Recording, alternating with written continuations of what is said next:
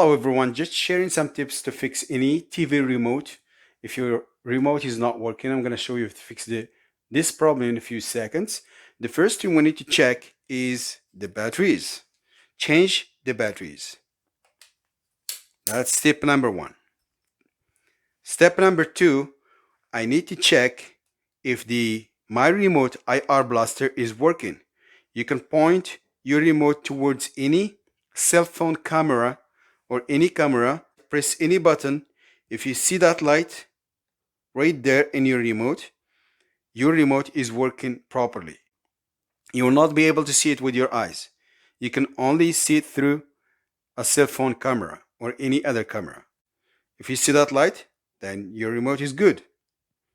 Step number 3, turn your TV on, press and hold the power button even if your TV is off.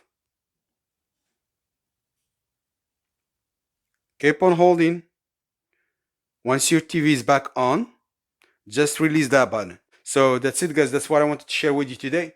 Please subscribe, leave your comments if you have any questions. Have a good day.